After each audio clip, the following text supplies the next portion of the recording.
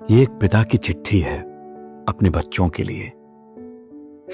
मेरे प्यारे बच्चों, तुम अगर कभी मुझे थका हुआ देखो, मेरे चेहरे पर कभी बुरे वक्त की लकीरें देखो, मेरे कदमों में धीमापन देखो, तो मुझ पर तरस मत खाना।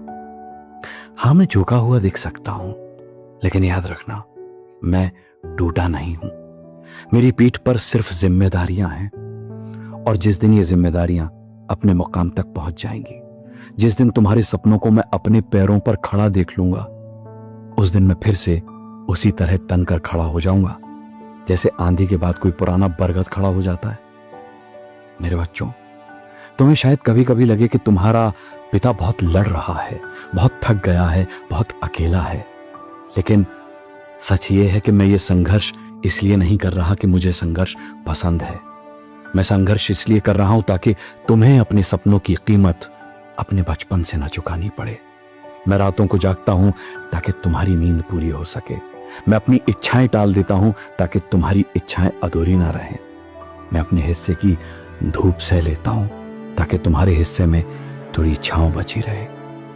इसलिए बस तुम मुझ पर तरस मत खाना, क्योंकि तरस इंसान पर तब खाया जाता है जब वो हार गया हो, और तुम्हारा पिता हारा नहीं है, वो सिर्फ लड़ रहा है, हर रोज, हर हाल में, हर मुश्किल के सामने। और अगर कभी जीवन तुम्हें भी संघर्ष के रास्ते पर ले जाए तो दुखी मत होना। बस एक बार मुझे याद कर लेना, याद करना कि तुम्हारा पिता कभी इन रास्तों से गुजरा था। याद करना कि उसने शिकायतों से नहीं, हिम्मत से जीवन जिया था। याद करना कि उसके हाथ खाली हो सकते थे, लेकिन उसका इरादा कभी खाली नहीं था। मेरे बच्चों, मेरे संघर्ष का सम्मान करना, उस पर दया मत करना। मेरे पसीने को मेरी मजबूरी मत समझना, मेरे पसीने को मेरा खून समझना। मेरे झुके हुए कंधों को देखना, लेकिन यह मत समझना कि मैं हार गया हूं, क्योंकि ये कंधे झुके नहीं हैं, ये तुम्हारा भविष्य उठाए हुए हैं। और जिस दिन तुम अपने पैरों पर खड़े होकर मुस्कुराते हुए कहोगे कि पापा अब चिंता मत कीजिए, उस दिन शायद मेरी आंखों में आंसू होंगे, हार के नहीं, सुकून के।